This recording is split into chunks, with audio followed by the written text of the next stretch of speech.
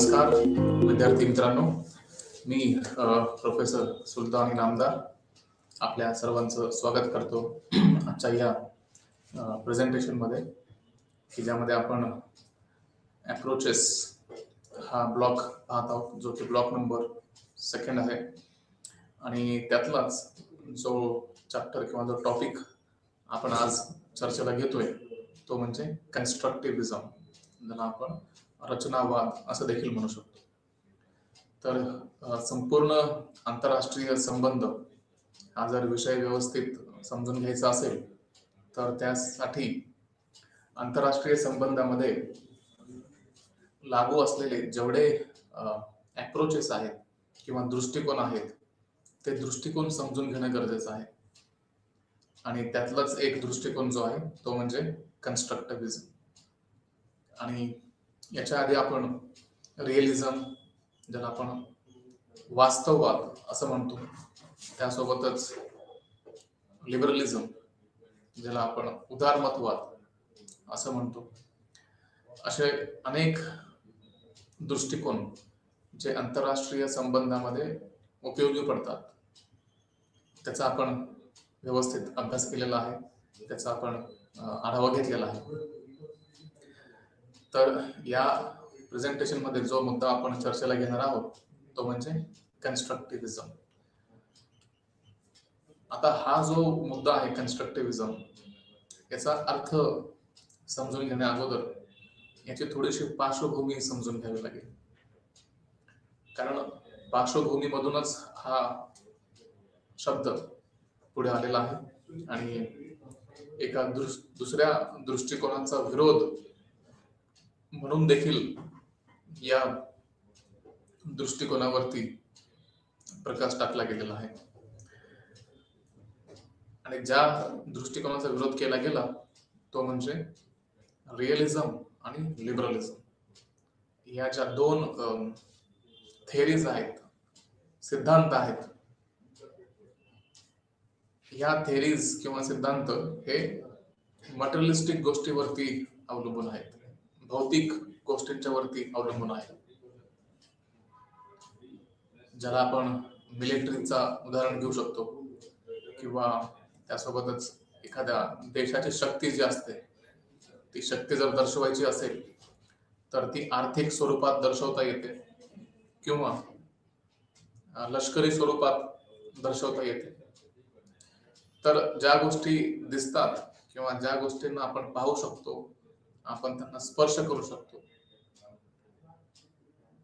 अशा सर्व गोष्टी भौतिक गोष्टींमध्ये येतात.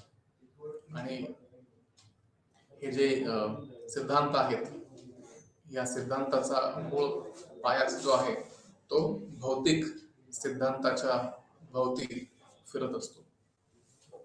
म्हणजे रिअलिझम, लिबरलिझम किंवा अजून जेवढे दृष्टिकोन आणि सिद्धांत होऊन गेले किंवा जे अजूनही लागू आहेत ते सर्व दृष्टिकोन हे भौतिक गोष्टींच्या अवतीभोवती फिरताना दिसतात. जसे मी आता उदाहरण दिलं, लष्करी सत्ता, जर एखाद्या देशाची शक्ती पाहायची असेल किंवा ताकद जर पाहायचं असेल तर त्यासाठी या भौतिक गोष्टींचा आधार घेतला जातो, की ज्यामध्ये या सर्व गोष्टी आपण इथे पाहू शकतो. आणि त्यासोबतच आर्थिक गोष्टी देखील असतात, की ज्यामध्ये सर्व परीने कशा प्रकारे एखादा देश कमकुवत आहे किंवा एखादा देश बळकट आहे हे ठरवण्यासाठी काही निकष वापरले जातात. आणि म्हणून त्यातूनच मग ह्या सर्व गोष्टी आपल्या समोर उदयास येताना दिसतात. परंतु ही जी नवीन संकल्पना आली, आपण कन्स्ट्रक्टिव्हिजम किंवा रचनावाद असं म्हणतो, या संकल्पनेने दुसऱ्या दृष्टिकोनाने विचार करण्यास सुरुवात केली किंवा दुसऱ्या अँगलने विचार करण्यास सुरुवात केली. तो दृष्टिकोन म्हणजे काय, की ज्या गोष्टी भौतिक स्वरूपात उपलब्ध नाहीत त्यांचं महत्व या रचनावादाने किंवा कन्स्ट्रक्टिव्हिजमने समोर आणलेलं आहे. म्हणजे अशा गोष्टी की ज्या आपण पाहू शकत नाही, अशा गोष्टी की ज्यांना आपण स्पर्श करू शकत नाही, तरी देखील त्या गोष्टी अस्तित्वात असतात आणि त्याला महत्व असतं, असा काहीसा समज कन्स्ट्रक्टिव्हिजम मांडताना दिसतो. आणि त्यामुळे जे या अगोदरचे जेवढे विचार सरणी होऊन गेले किंवा सिद्धांत होऊन गेले किंवा त्यांना आपण एका अर्थाने अप्रोच किंवा दृष्टिकोन देखील म्हणू शकतो, तर या सर्व गोष्टी होऊन गेल्या. परंतु या सर्वांनी जो लक्ष केंद्रित केला होता, जो सेंटर पॉइंट ठेवला होता, तो म्हणजे दिसणाऱ्या गोष्टींवरती किंवा ज्याला आपण म्हणतो की भौतिक गोष्टींवरती लक्ष केंद्रित केलेलं होतं. परंतु सर्वप्रथम कन्स्ट्रक्टिव्हिजमने मात्र असं मत मांडलं की ठीक आहे की ज्या भौतिक गोष्टी आहेत त्या गोष्टी तर अस्तित्वात आहेतच, त्याचा प्रभाव तर होतोच, यात काही वाद नाही. परंतु ज्या गोष्टी भौतिक नाहीत किंवा ज्या गोष्टी आपण पाहू शकत नाही, स्पर्श करू शकत नाही, अशा गोष्टी देखील आहेत आणि त्या गोष्टींचा आंतरराष्ट्रीय संबंधामध्ये खूप मोलाचा वाटा आहे. आणि त्यामुळे जर व्यवस्थितरित्या आंतरराष्ट्रीय संबंध हा विषय समजून घ्यायचा असेल, तर त्यासाठी रचनावादाचा आधार घ्यावाच लागतो, रचनावादाचा सपोर्ट घ्यावाच लागतो. कारण त्याशिवाय परिपूर्ण आंतरराष्ट्रीय संबंधाचा अभ्यास करणं शक्य नाही. आणि म्हणूनच या गोष्टीला इथे महत्व प्राप्त होतं. आणि कन्स्ट्रक्टिव्हिजमने हे सिद्ध देखील केलेलं आहे की ज्या गोष्टी भौतिक स्वरूपात उपलब्ध नाही त्याला आपण नकारू शकत नाही, त्या गोष्टीचा उल्लेख करावाच लागतो. आणि ते कशा प्रकारे करतो किंवा काय कोणत्या स्वरूपात असतं ते आपण पाहूया. रचनावादालाच आपण सामाजिक रचनावाद देखील म्हणू शकतो, कारण जी रचना झालेली असते, जे कन्स्ट्रक्ट झालेलं असतं ते समाजामध्ये घडलेलं असतं. आणि म्हणून हे सामाजिक रचनावाद किंवा सोशल कन्स्ट्रक्ट किंवा सोशल कन्स्ट्रक्टिव्हिजम असं देखील म्हटलं जातं. आणि हा एक सिद्धांत आहे, याला बरेच जण सिद्धांत मानत नाहीत, त्याऐवजी कन्स्ट्रक्टिव्हिजमला केवळ एक अप्रोच किंवा दृष्टिकोन देखील मानतात. परंतु याचं महत्व जास्त असल्या कारणाने याला सिद्धांत देखील म्हटलं जातं. आणि या सामाजिक रचनावादाची अशी एक ओळख अशा प्रकारे आहे की आंतरराष्ट्रीय संबंधामधील घडामोडी सामाजिक प्रक्रियेद्वारे ओळख, नियम इत्यादी वैचारिक घटकांनुसार तयार केल्या जात असतात. म्हणजे इथे कन्स्ट्रक्टिव्हिजमला असं म्हणायचं आहे की जे काही आपल्या अवतीभोवती घडत असतं, जे काही घडामोडी होत असतात, त्या घडामोडी केवळ भौतिक स्वरूपात असलेल्या उपलब्ध असलेल्या गोष्टींवरती अवलंबून होत नसतात. तर इथे काही गोष्टी अशा असतात की ज्या दिसत नाहीत परंतु अस्तित्वात असतात. जसं की ओळख, ज्याला आपण आयडेंटिटी असं म्हणतो. एखाद्या व्यक्तीला आपण ओळखतो, त्या व्यक्तीबद्दल आपल्याला माहिती असते, किंवा एखादी गोष्ट आहे, एखादी संस्था आहे, एखादं राज्य आहे, यांची एक स्वतःची ओळख असते, एक आयडेंटिटी असते.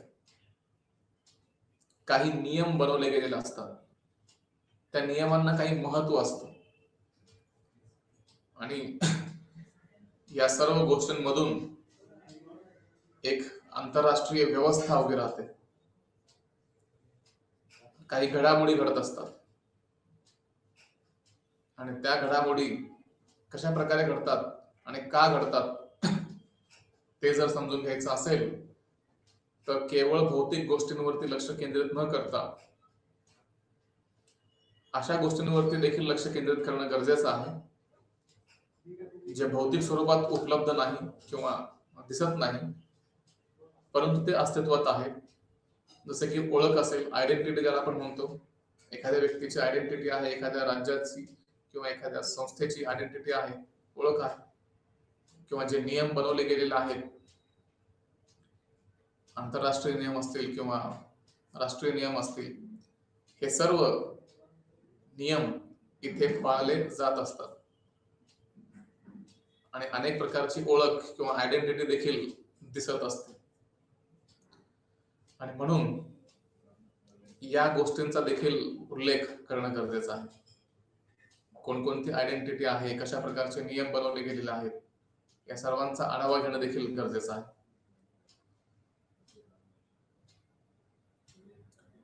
रचनावादाचा हा दृष्टिकोन आंतरराष्ट्रीय संबंधाच्या मुख्य प्रवाहातील सिद्धांताद्वारे आंतरराष्ट्रीय संबंधाच्या अणुयुक्त किंवा व्यक्तिवादी आणि भौतिकवादी व्याख्येच्या पूर्ण विरुद्ध आहे. आपण आताच पाहिलं की जे भौतिक गोष्टी असतात किंवा जे व्यक्तिवादी आहेत, ज्याला आपण इंडिव्हिज्युअलिस्ट असं म्हणतो, किंवा जे ऑटोमाइज्ड आहेत त्याला आपण अणुयुक्त असं देखील म्हणतो, तर या सर्व संकल्पनांच्या विरुद्ध सोशल कन्स्ट्रक्टिव्हिझम उभा राहतो. नववास्तववाद आणि नव उदारमतवाद या दोन्हींचा असा विश्वास आहे की लष्करी क्षमता आणि आर्थिक संसाधने यासारखे भौतिक घटक आंतरराष्ट्रीय संबंधाच्या विकासासाठी उपयोगी ठरतात.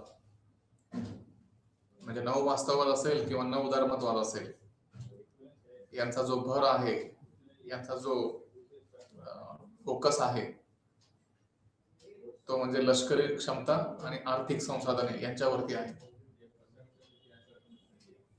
कारण इथे अशा प्रकारचा भास निर्माण केला जातो, किंबहुना काही प्रमाणात ते सत्य देखील आहे, की ज्या देशाची लष्करी क्षमता जास्त असते तो देश बळकट मानला जातो. ज्या देशाकडे आर्थिक संसाधनं उपलब्ध असतात ते देश बळकट मानले जातात. आणि या गोष्टीवरती उदारमतवाद आणि वास्तववाद दोन्हीही सिद्धांत विश्वास ठेवतात. परंतु कन्स्ट्रक्टिव्हिझम मात्र थोडासा वेगळा विचार मांडतो. आंतरराष्ट्रीय संबंधाचे स्वरूप अराजकीय असल्याने राष्ट्र राज्यांच्या कृती त्यांच्या हितसंबंधावर आणि परिणामावर अवलंबून असतात. म्हणजे सांगण्याचा मुद्दा असा की ज्या काही घटना घडत असतात, आंतरराष्ट्रीय संबंधामध्ये जे काही व्यवहार होत असतात, घटना घडत असतात, त्या सर्व घटना या अराजकीय स्वरूपाच्या असतात. आणि प्रत्येक राष्ट्र हा आपल्या देशाच्या हितसंबंधांसाठी कार्य करत असतो. आणि कशा प्रकारे आपण आपले हितसंबंध जोपासू शकतो त्यासाठी पूर्ण प्रयत्न इथे केले जातात. आणि म्हणून एकंदरीत असं दिसतं की आंतरराष्ट्रीय संबंधामध्ये भौतिक गोष्टी तर उपलब्ध आहेतच, त्यासोबतच हितसंबंधावर जास्त लक्ष केंद्रित केलं जातं. आणि जर आपण एखादी क्रिया केली किंवा आपण एखादी जर ऍक्शन घेतली तर त्याचा परिणाम काय होऊ शकतो याचा देखील इथे विचार केला जातो. आणि आपले हितसंबंध राखले जातील किंवा नाही किंवा आपण जी क्रिया करणार आहोत किंवा जे आपण ऍक्शन घेणार आहोत त्याचा काय परिणाम होईल याचा विचार करूनच एखादी कृती केली जाते. आणि या गोष्टीवरती उदारमतवाद आणि वास्तववाद या दोन्हींचा विश्वास आहे. अशा विचारांमध्ये सामान्य चिंता असेल आणि एक प्रकारच्या सामाजिकतेसाठी कोणतीही जागा शिल्लक राहत नाही की ज्यामध्ये आपण केवळ हितसंबंधांचा विचार करतो आणि परिणाम काय होईल या अनुषंगाने विचार केला जातो. त्यावेळेस मग कोणत्याही प्रकारच्या सामाजिकतेसाठी जागा शिल्लक उरत नाही. अशा प्रकारे अराजकीय जगात राज्यांना त्यांच्या सुरक्षेची काळजी असते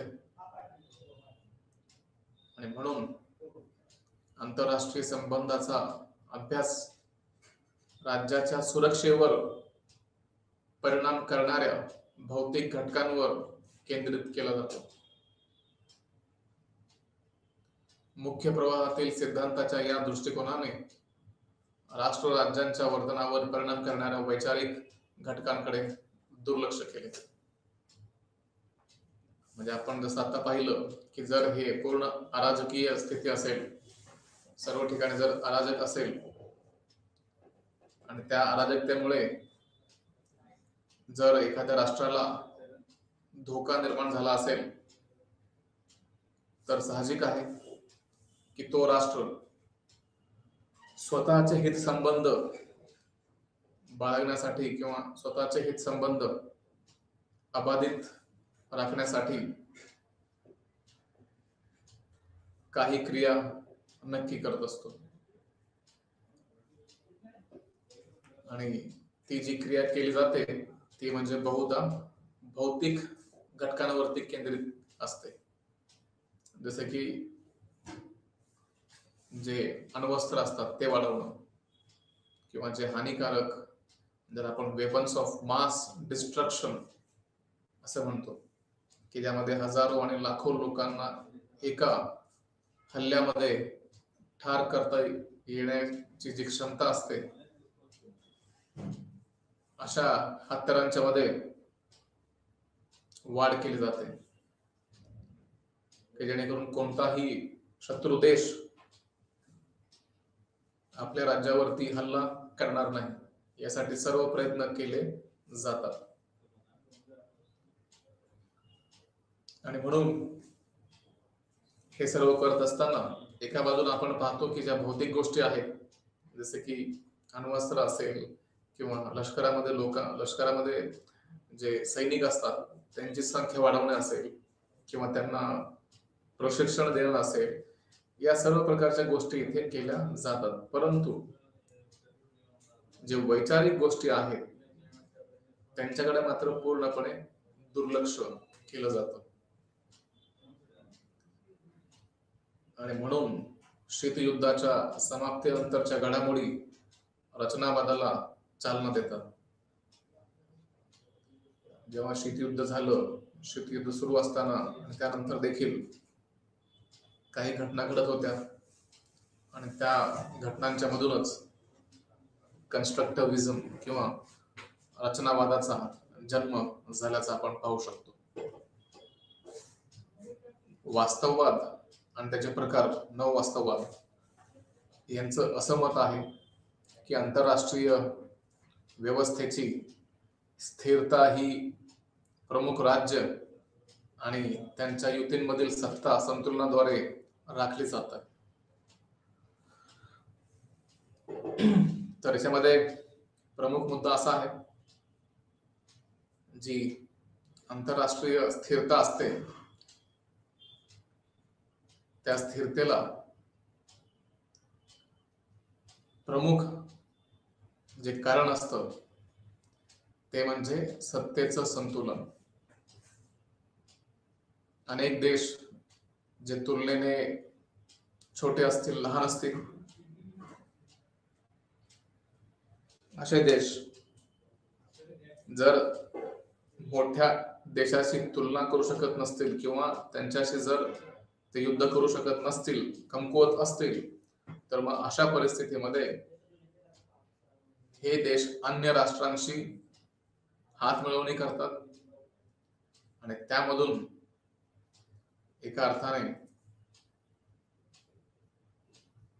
स्वतःची जी सुरक्षा आहे ती करण्यावरती भर देतात.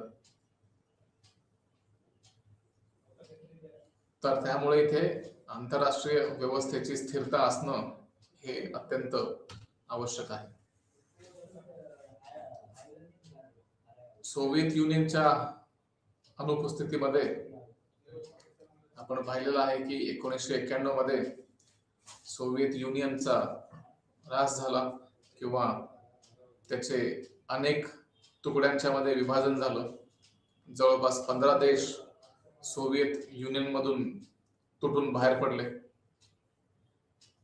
आणि त्यावेळेस एकच महासत्ता उपलब्ध होती किंवा शिल्लक राहिली होती, तो देश म्हणजे अमेरिका.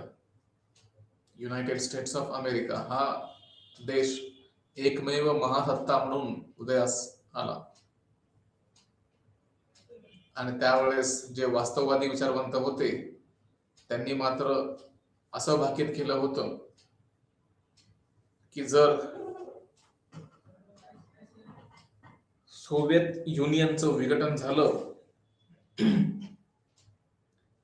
तर अशा अवस्थेमध्ये दुसरे राज्य पुढे येतील, स्वतःची शक्ती वाढवतील आणि एका अर्थाने अमेरिकेला एक प्रकारचं आव्हान म्हणून उभं राहतील. कारण इथे असं म्हटलं गेलं होतं की मल्टीपोलर वर्ल्ड येईल, मल्टीपोलर ऑर्डर येईल की ज्यामध्ये अनेक महासत्ता उदयास येतील आणि केवळ फक्त एक देश या जगावरती राज्य करणार नाही, तर त्यासाठी अनेक देश इथे पुढे येतील. त्यामध्येच केनेथ वॉल्ट्स हे नववास्तववादाचे मुख्य पुरस्कर्ते म्हणून प्रचलित आहेत. यांनी हा अंदाज दर्शवला होता की अल्पावधीतच नवीन महाशक्तीचा उदय होईल आणि अमेरिकेला एक प्रकारचं आव्हान झेलावं लागेल किंवा आव्हानाला सामोरे जावं लागेल. शीतयुद्धानंतरच्या घडामोडींनी उदारमतवाद किंवा जो उदारमतवादी आशावाद असतो तो आणि जे प्रोग्रेस असते, प्रगतीवरील जो विश्वास आहे, या मूळ गृहीतकालाही आव्हान दिल्याचं पाहायला मिळतं. त्यानंतर फ्रान्सिस फुकुयामा यांनी एक पुस्तक लिहिलं, एक निबंध लिहिला सुरुवातीला आणि त्यानंतर त्याचं रूपांतर एका पुस्तकामध्ये केलं गेलं आणि त्या निबंधाला नाव दिलं गेलं द एंड ऑफ हिस्ट्री, जो की 1989 मध्ये प्रकाशित झाला होता. त्यानंतर काही वर्षांनी म्हणजेच 1992 मध्ये त्याच नावाचं फ्रान्सिस फुकुयामा यांनी आपलं पुस्तक प्रकाशित केलं. आणि यामागचं कारण असं होतं की सोव्हिएत युनियनच्या विघटनानंतर अमेरिकेसमोर कोणत्याही प्रकारचं आव्हान उपलब्ध नव्हतं किंवा मोठा देश उभा नव्हता आणि म्हणून यामध्ये हे पाहिलं गेलं की जे शीतयुद्ध चालत होतं त्यामध्ये अमेरिकेचा विजय झाला आणि सोव्हिएत युनियनचा एक प्रकारे अंत झाला. त्यासोबतच फुकुयामाच्या म्हणण्यानुसार सोव्हिएत युनियनच्या विघटनाने वैचारिक विभागणी संपुष्टात आली आणि त्याद्वारे जगाने उदारमतवादी मूल्यांचे सार्वत्रिकरण करायला सुरुवात केली. म्हणजेच यात असं पाहायला मिळालं की जो हरलेला सोव्हिएत युनियन होता त्याचे विचार मागे पडले आणि जो जिंकलेला अमेरिका होता त्याच्या विचार हे संपूर्ण जगाने मान्य केलं. त्या सर्व विचारांचं एक प्रकारे सार्वत्रिकरण केलं. अशाच प्रकारे रॉबर्ट कोहेनने देखील प्रगतीबद्दल उदारमतवादी आशावाद व्यक्त केला होता. जो आशावाद होता तो उदारमतवादी प्रकारचा मानला गेला आणि या उदारमतवादाचा ठाम विश्वास होता की आंतरराष्ट्रीय संबंध परस्परावलंबन आणि लोकशाहीद्वारे संघर्षातून सहकार्याकडे बदलले जाऊ शकतात. म्हणजेच ज्या ठिकाणी संघर्ष आहे तिथे आपण बदल घडवून आणू शकतो आणि त्याचं रूपांतर सहकार्यामध्ये करू शकतो. अनेकांचा असा विश्वास होता की शीतयुद्धाच्या समाप्तीनंतर उदारमतवादी मूल्यांचा विजय आणि सार्वत्रिकरण जगाला राहण्यासाठी एक चांगले ठिकाण बनवेल. तथापि जगाने शीतयुद्धाच्या समाप्तीपासून गृहयुद्ध, आंतरराष्ट्रीय दहशतवाद, नॉन स्टेट व्हायलेन्स, त्यासोबतच जेनोसाइड, फेल स्टेट अशा प्रकारच्या गोष्टी त्या काळामध्ये पाहायला मिळू लागल्या. या घडामोडीमुळे देशांतर्गत आणि आंतरराष्ट्रीय स्तरावर शांतता आणि सहकार्याबाबतची उदारमतवादी आशावाद कमी होऊ लागला. त्यासोबतच शीतयुद्धाच्या समाप्तीनंतरच्या घडामोडींनी वास्तववाद आणि उदारमतवाद आणि आंतरराष्ट्रीय संबंधाचे भाकीत आणि स्पष्टीकरण करण्याच्या त्यांच्या रूपावर एक प्रकारे प्रश्नचिन्ह उभे केले. जेव्हा अशा प्रकारच्या गोष्टी होऊ लागल्या त्यावेळेस मग उदारमतवादाचा जो विश्वास होता तो कालांतराने कमी होऊ लागला. वास्तववाद आणि उदारमतवादाच्या समीक्षकांचे असे मत आहे की वैचारिक घटकांकडे दुर्लक्ष करताना भौतिक घटकांवर भर देणे हे आंतरराष्ट्रीय संबंधांमधील अलीकडील घडामोडी समजून घेण्यात या सिद्धांताच्या कमकुवतपणाचे प्रमुख कारण आहे.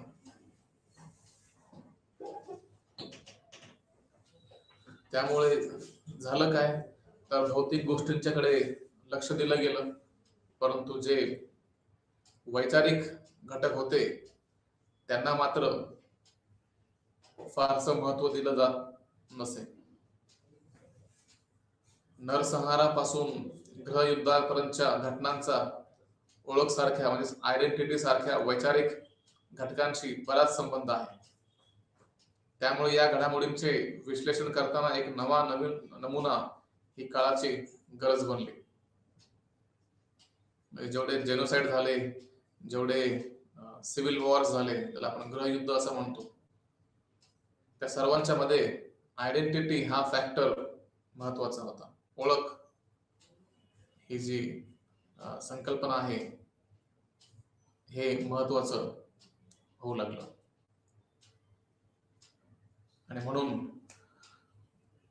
एक नवीन विचार पुढे येण्याची गरज त्यावेळेस मानली गेली. शिवाय शीतयुद्धाचा अंत आणि जागतिकीकरणाच्या वाढत्या गतीने आतापर्यंतच्या आंतरराष्ट्रीय वातावरणात आमूलाग्र बदल घडवून आणलेला आहे. नवीन घडामोडींनी राष्ट्र, राज्य, आंतरराष्ट्रीय संस्था किंवा कॉर्पोरेशन्स, नागरी समाज गटांसाठी समस्या आणि संधीचा एक नवीन संच सुरू झाला. त्याच वेळी जगभरातील राष्ट्र राज्यांमध्ये राष्ट्रीय अस्मिता काय आहे आणि राष्ट्रीय हित काय आहे यासारख्या प्रश्नांवर गंभीर वादविवाद होऊ लागले. हे बदलत्या आंतरराष्ट्रीय वातावरणाला तोड देण्यासाठी त्यांच्या धोरणांना पुन्हा आकार देण्यात आलं. या संदर्भात इथे रचनावादी दृष्टिकोन महत्वाचा होता, आवश्यक होता. देशांतर्गत तसेच आंतरराष्ट्रीय संबंधामधील नवीन घडामोडी आंतरराष्ट्रीय संबंधामध्ये रचनावादाचा उदय होऊ लागला. जेव्हा या सर्व गोष्टी घडू लागल्या त्यानंतर मग रचनावादाचं महत्व जे आहे ते अधोरेखित होऊ लागलं आणि त्यामधून मग जे संकल्पना असतात किंवा ज्या आयडियाज, संकल्पना अस्तित्वात असतात त्या गोष्टींना देखील महत्व देणं किती महत्वाचं आहे, किती गरजेचं आहे हे यातून मांडलं गेलं. रचनावाद या शब्दामध्ये सैद्धांतिक दृष्टिकोनाची विस्तृत श्रेणी समाविष्ट आहे, ज्याचा बिंदू आपल्याला वास्तव समजून घेण्यासाठी कोणतेही स्रोत देत नाही. म्हणजे आपण पाहतो अनेकदा की सैद्धांतिक दृष्टिकोन असतात, विस्तृत अशी श्रेणी समाविष्ट असते आणि त्याचा जो अभिसरण बिंदू आहे त्या बिंदूमधून मग असं दिसतं की जर आपल्याला पडताळणी करायची असेल तर त्यासाठी कोणतंही एक योग्य असं स्रोत उपलब्ध होत नाही. परंतु जे सामाजिक जग आपल्याला उपलब्ध आहे ते आपल्या सामाजिक नातेसंबंधातून तयार केले जाते. म्हणजे जे सामाजिक जग आपल्याला पाहायला मिळतं ते सोशल कॉन्शियस मधून किंवा सोशल कन्स्ट्रक्ट मधून पुढे आणलं जातं. आपले सामाजिक संबंध आपण जगाबद्दल सामायिक केलेल्या कल्पनांद्वारे तयार केले जातात. आपण सामाजिक जग किंवा सोशल वर्ल्ड ज्याला आपण म्हणतो आपल्या कल्पनांच्या नुसार तयार करत असतो. आपण जे विचार करतो किंवा ज्या संकल्पनांचा आपण आढावा घेतो, ज्यांना आपण फॉलो करतो, अशा विचारांनीच एक सामाजिक जग आपण तयार करू शकतो. त्यामुळे सामाजिक जग आणि आपल्या कल्पना यामध्ये परस्पर संबंध आहे असं रचनावादांचं किंवा जे रचनावाद मध्ये जे विश्वास ठेवणारे लोक आहेत त्यांचं हे मत बनलं. आंतरराष्ट्रीय संबंधाच्या शैक्षणिक विषयातील रचनावाद असा युक्तिवाद करतो की आंतरराष्ट्रीय संबंध हे एक सामाजिक बांधणी आहे. जे काही आपण जग पाहतो हे एक सामाजिक बांधणीमधून आलेलं आहे. राज्य, युती आणि आंतरराष्ट्रीय संस्था ही सामाजिक जगात मानवी परस्पर संवादाची उत्पादने असतात. आपण पाहतो अनेकदा की राज्य आहेत, काही राज्यांच्या मध्ये युती होतात, अलायन्स ज्याला आपण म्हणतो. त्यासोबतच आंतरराष्ट्रीय संस्था आहेत. हे सर्व एकमेकांवरती अवलंबून असतात. काही सामाजिक मूल्य असतात, ओळख असते, गृहीतके असतात, काही नियम असतात, भाषा इत्यादींनी ओतप्रोत मानवी कृतीतून ते तयार केले जात असतात. म्हणजे आपण एक सामाजिक जग निर्माण करतो, त्यामध्ये सामाजिक मूल्यांना महत्व आहे, ओळख आयडेंटिटीला महत्व आहे, जे गृहीतक आहेत त्याला महत्व आहे, जे नियम बनवले गेलेले आहेत त्याला महत्व आहे. रचनावाद ही आंतरराष्ट्रीय संबंधाची त्रिस्तरीय समज आहे, ज्यामध्ये मेटाफिजिक्स, सामाजिक सिद्धांत आणि आंतरराष्ट्रीय संबंधाचा सिद्धांत समाविष्ट आहे. प्रथमतः रचनावाद ही एक आदिभौतिक भूमिका आहे. मेटाफिजिक्स ही तत्वज्ञानाची एक शाखा आहे, जी वास्तविकतेचे स्वरूप तपासते आणि त्याचा अर्थ लावत असते. त्यामुळे रचनावादाला आदिभौतिक दृष्टिकोन मांडणारे विद्वान आंतरराष्ट्रीय संबंधाचे खरे स्वरूप तपासण्याचा आणि त्याचा अर्थ लावण्याचा प्रयत्न करतात. प्रत्येक जण आपल्या परीने आंतरराष्ट्रीय समजून घेण्याचा प्रयत्न करत असतो आणि त्याचा वेगवेगळा अर्थ लावत असतो.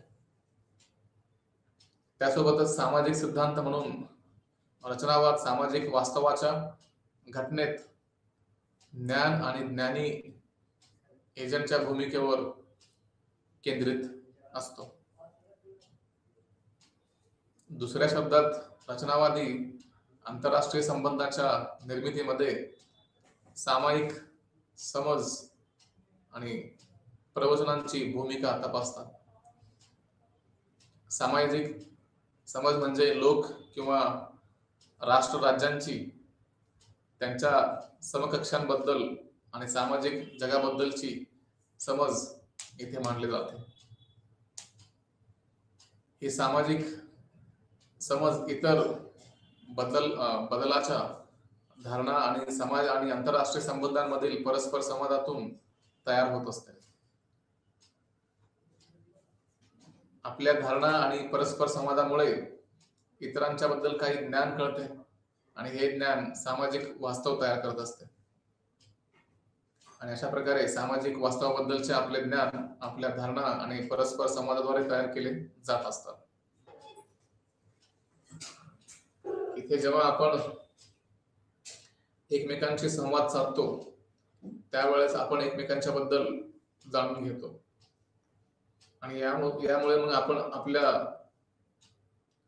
विचारांमध्ये असे काही गोष्टी किंवा काही गोष्टींचा विचार करतो की ज्यामध्ये आपण हे गृहीत धरतो की समोरचा व्यक्ती कशा प्रकारचा आहे, त्याचा स्वभाव कशा प्रकारचा आहे. त्या प्रकारेच आपण देशांच्या बद्दल, संस्थांच्या बद्दल देखील लागू करू शकतो किंवा की एखादी संस्था कोणत्या प्रकारची आहे, त्याचं स्वरूप काय आहे. शेवटी एक आंतरराष्ट्रीय संबंधाचा सिद्धांत म्हणून हा रचनावाद दोन्ही सामाजिक, ऑटोलॉजिकल आणि ज्ञानशास्त्रीय पायावर संशोधन करण्याचा प्रयत्न करतो. आंतरराष्ट्रीय रचनावाद असे मानतो की आंतरराष्ट्रीय संबंध हे एक सामाजिक बांधणी आहे, म्हणून त्याच्या अभ्यासासाठी विशिष्ट पद्धतींचा संच आवश्यक आहे. रचनावादाने आंतरराष्ट्रीय संबंधाची व्याप्ती वाढवली आहे, जसं की ओळख असेल, नियम असतील आणि या सर्व अशा प्रकारच्या वैचारिक घटकांचा समावेश असतो. आंतरराष्ट्रीय संबंध हे रचनावादाची ओळखीची भूमिका असतात. राष्ट्रीय हितसंबंधाच्या घटनेतील निकष आणि नवीन प्रादेशिक आणि गैर प्रादेशिक आंतरराष्ट्रीय प्रदेशांचे सामाजिक बांधणी तपासत असतात. निकोलस ग्रीनवूड ओनुफ यांनी त्यांच्या world of our making, rules and rule in social theory and international relations या पुस्तकात रचनावाद हा शब्द आंतरराष्ट्रीय संबंधासाठी सर्वप्रथम वापरला. तर इथे निकोलस ग्रीनवूड ओनोफ याने इथे खऱ्या अर्थाने रचनावाद या शब्दाला चालना दिलेली आहे. त्यानंतर अलेक्झांडर वेंट, विशेषतः त्यांचा 1992 मधील जो लेख होता तो म्हणजे anarchy is what states make of it, the social construction of power politics,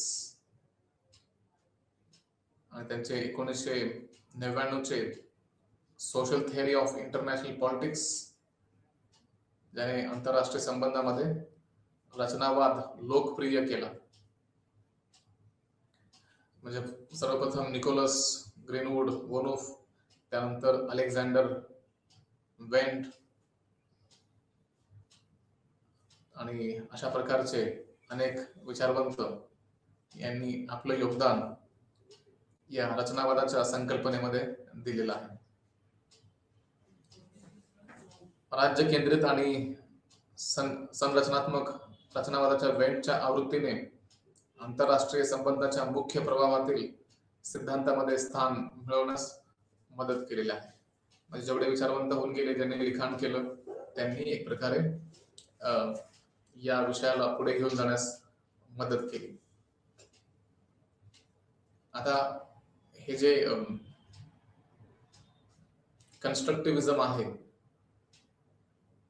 रचनावाद आहे, त्याचे काही प्रमुख गृहीतके आहेत. त्यामधलं पहिलं म्हणजे वास्तविकतेची सामाजिक बांधणी किंवा सामाजिक रचना.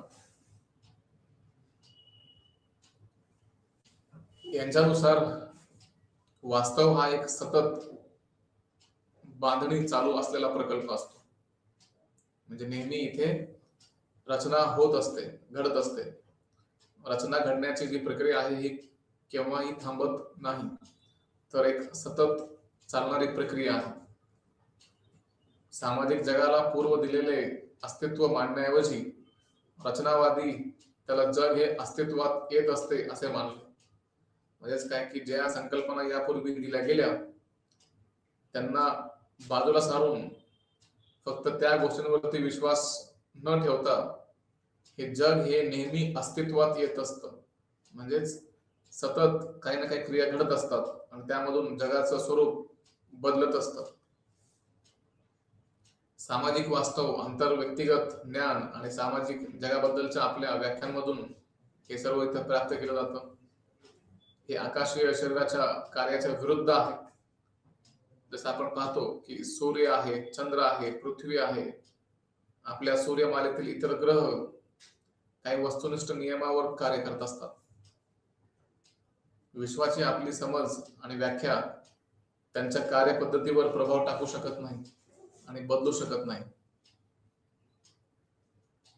पण सामाजिक वास्तविकता आपल्या आंतर व्यक्तिगत ज्ञान आणि सामाजिक जगाविषयीच्या व्याख्यांद्वारे बनते आणि यामुळे आपल्या सामाजिक संबंधावर प्रभाव पडतो आणि तो बदलू शकतो. म्हणजे सांगण्याचा मुद्दा की ज्या भौतिक गोष्टी आहेत त्या सहसा बदलत नसतात, परंतु जे विचार आहेत ते मात्र नेहमी बदलत असतात. ज्ञान अंतर्निहितपणे तयार केले जाते. याचा अर्थ लोकांमधील परस्पर संवादातून ज्ञान तयार केले जाते.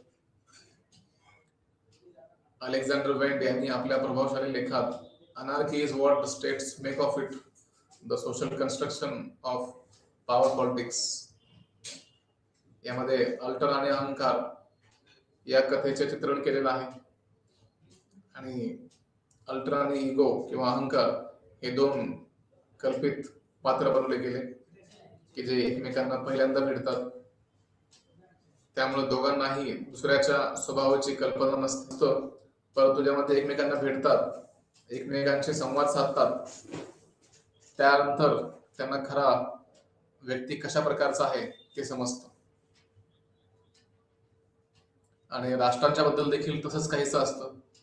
कोणताही राष्ट्र कोणाचा मित्र नसतो आणि कोणाचा शत्रू नसतो, परंतु कोणता देश एखाद्या राष्ट्राबद्दल कशा प्रकारची क्रिया करत आहे, कोणते ऍक्शन्स घेत आहे, कोणत्या घडामोडी घडत आहेत, याच्यावर मात्र इथे लक्ष केंद्रित केलं जातं आणि त्यामधूनच मग एक सोशल कन्स्ट्रक्ट निर्माण केलं जातं. म्हणजे आपले विचार इथे मूर्त स्वरूपात पुढे येतात.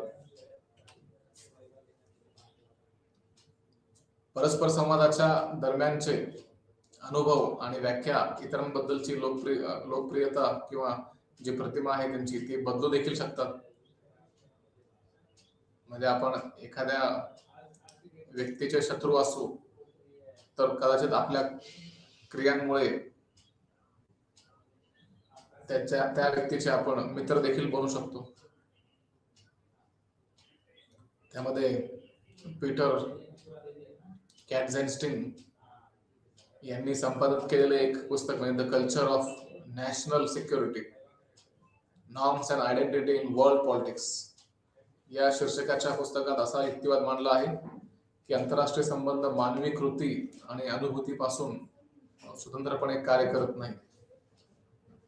शिवाय पुस्तकात असा युक्तिवाद केला आहे की अभिनेत्यांची ओळख निश्चित करण्यात निकष आणि कल्पना महत्वाच्या भूमिका बजावतात, ज्यामुळे अभिनेत्यांसाठी योग्य वर्तन निश्चित केले जाते.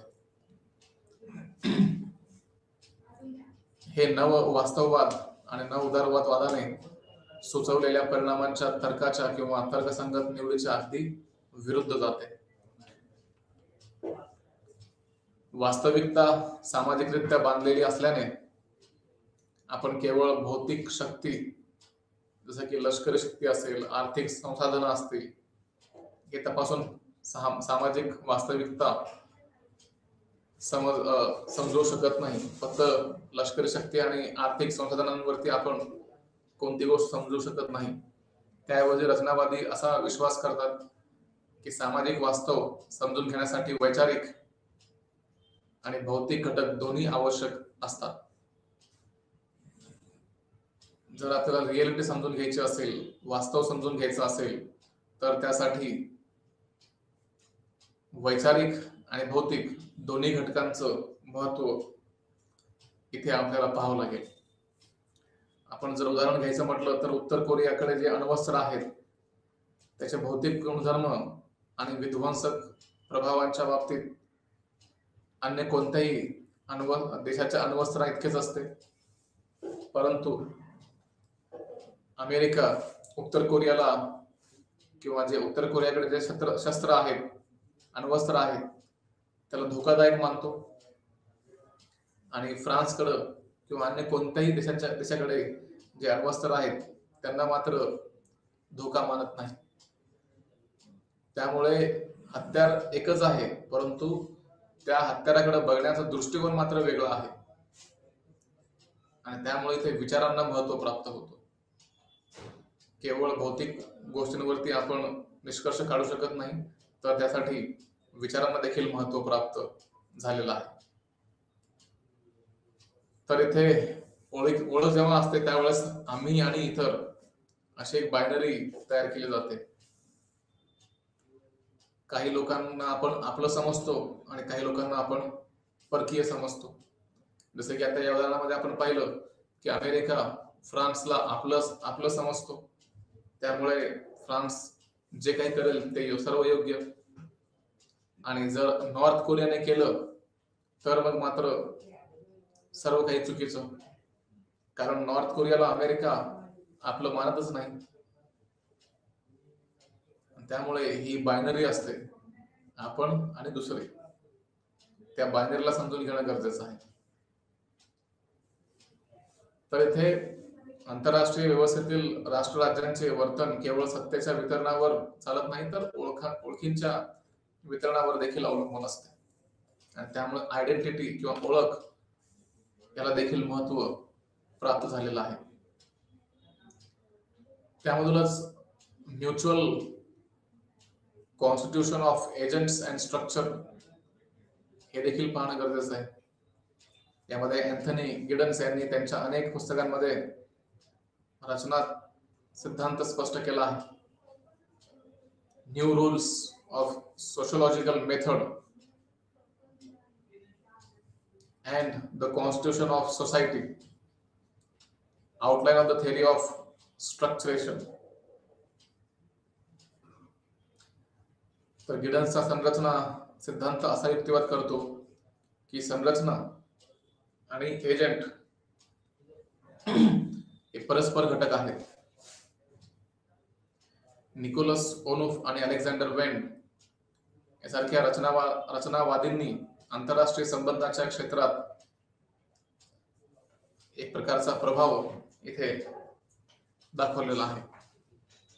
लोक आणि समाज एकमेकांना बांधतात किंवा ते निर्माण करत असतात.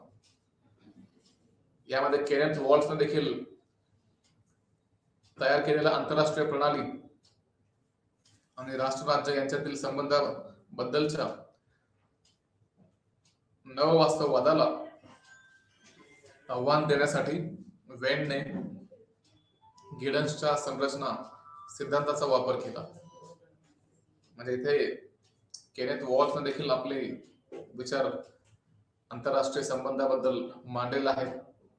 आणि हे जे आंतरराष्ट्रीय व्यवस्था आहे ही राज्यांच्या कृतीवरती प्रभाव टाकत असते असा केनेथ वॉल्सचं मत आहे.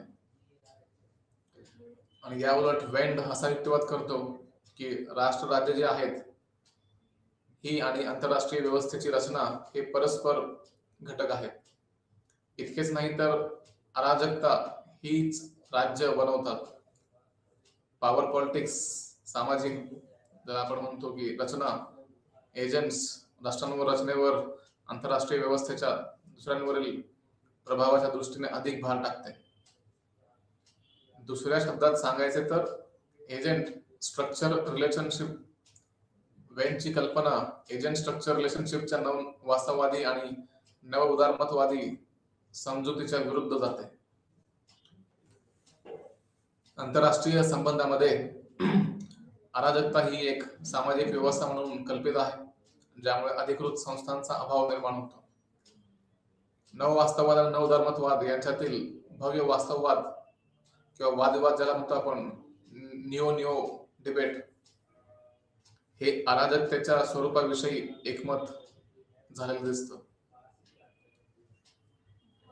वास्तववाद आणि उदारमतवाद, पर्टिक्युलरली निओ रिअलिझम आणि निओ लिबरलिझम, दोघांनी असे मानले की जागतिक सरकारची अनुपस्थिती हे आंतरराष्ट्रीय अराजकतेचे प्रमुख कारण आहे, ज्यामुळे राष्ट्रांच्या बाहेर निसर्गावस्थेची स्थिती निर्माण होते.